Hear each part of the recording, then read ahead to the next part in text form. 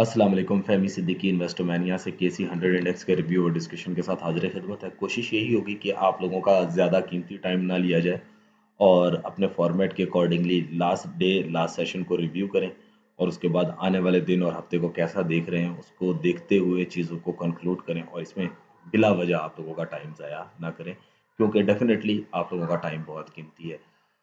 ये वीक और last day 41,948 पे क्लोज हुआ। डे ऑन डे बेसिस पे 123 पॉइंट्स का गेन, जबकि वीक ऑन वीक बेसिस पे हमने 360 पॉइंट्स का लॉस विटनेस किया।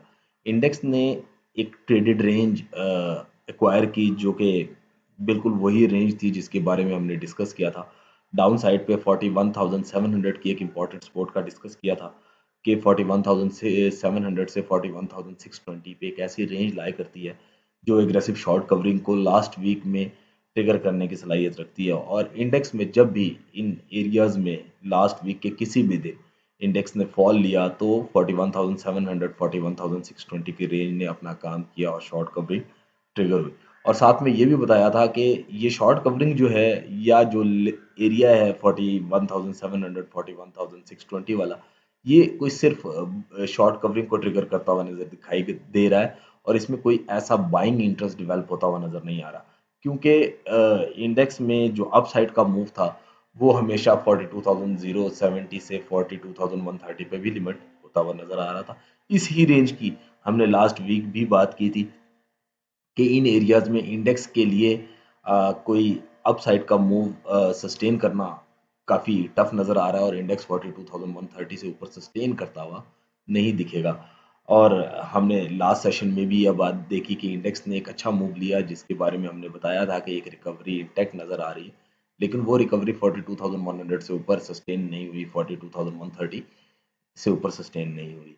इंडेक्स ने 96.44 मिलियन के वॉल्यूम ट्रेड किए। लास्ट सेशन की अगर हम वॉल्यूम की बात करें तो बहुत बेहतर वॉल्यूम थे। प्रीवियस सेशन के 63.30 मिलियन से 52.35% का गेन नजर आया। और ये इस बात को एक्नॉलेज कर रहा है जो हमने लास्ट वीक के एनालिसिस से पहले आप लोगों को सजेस्ट किया था, लास्ट वीक के स्टार्ट से पहले सजेस्ट किया था कि इंडेक्स में वॉलेटिलिटी होगी और वो वॉलेटिलिटी रिटेल ट्रेडर्स को पैनिक में रख सकती है, यानी कि वो अपसाइड के ऊपर जहाँ पे प्रॉफिट टेकिंग के लेवल आएंगे वो ब्रेकआउट को अचीव होता हुआ देखते हुए बाई की अपॉर्चुनिटीज को ट्रेड कर सकते हैं। और जब इंडेक्स सपोर्ट को टेस्ट कर रही होगी तो ऐसी फीलिंग जनरेट करेगा कि वहाँ पे वो नए अपने सेल की पोजीशंस को ट्रिगर करते हुए नजर आएंगे, जो कि एक बियर ट्रैप या एक बुल ट्रैप का सिनेरियो दिखाएगा।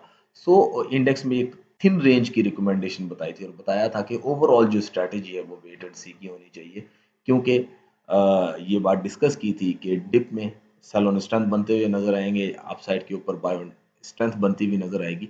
सो दोनों चीजें ही पैनिक क्रिएट करेंगी। जिन्होंने शॉर्ट्स किए होंगे वो गलत शॉर्ट काटेंगे, जिन्होंने बाय की पोजीशन का वेट कर रहे होंगे वो गलत बाय करेंगे।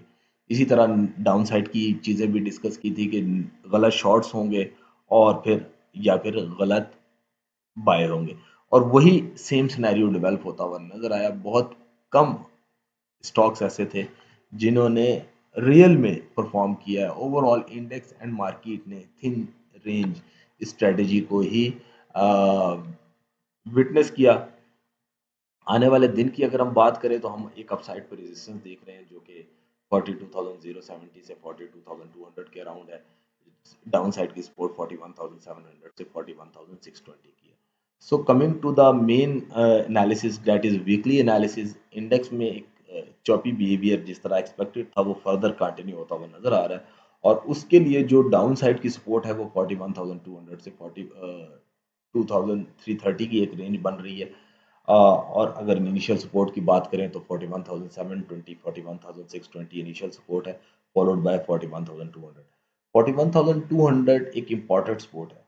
इस सपोर्ट के टूटते ही, जो कि हम एक्सपेक्ट कर रहे हैं कि कमिंग वीक में नहीं टूटेगा, इन एरियाज में अच्छी सपोर्ट है और यहाँ से बाई की अपॉर्चुनिटीज भी ट्रिगर हो सकती हैं। लेकिन अगर ये लेवल टूटता है तो फिर इंडेक्स एक डाउन साइड के ऊपर फर्दर मूव ट्रिगर करेगा जो कि इंडेक्स को 40,650 से 40,480 के अराउंड लेकर जा सकता है, जहां पे हम कमिंग वीक का बॉटम रिस्क देख रहे हैं। अप साइड के ऊपर once again the range 41,700 sorry 42,000 130-42,200 एक इम्पॉर्टेंट रेजिस्टेंस है और इस रेजिस्टेंस के ऊपर हर्डल एक्सपेक्टेड है। पैनिक सिचुएशन स्टिल इंटैक्ट है, इनडिसाइसिवनेस स्टिल इंटैक्ट है, इसलिए बेहतर strategy as an overall wait and see है। रिकमेंडेड और सिलेक्टिव स्टॉक्स में आप काम कर सकते हैं।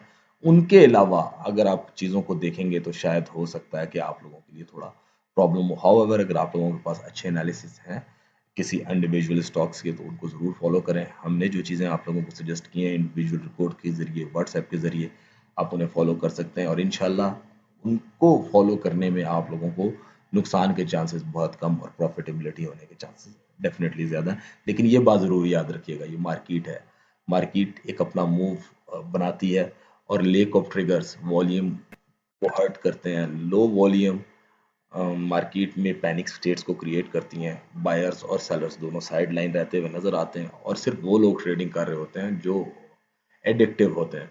और इट इज़ नॉट नेसेसरी कि आप एडिक्टिव हो, आप उस टाइम एंट्री लें जब आपको लगे कि मार्केट अच्छा मूव बना सकती है और उस टाइम एंट्री लें जब मार्केट, उस टाइम एग्जिट लें जब मार्केट अच्छा मूव अप साइड के ऊपर या डाउन साइड पे जिस भी स्ट्रेटजी के साथ आपने काम किया वो कर लें। अपनी दुआ में याद रखिएगा। अस्सलाम वालेकुम वरहमतुल्लाह।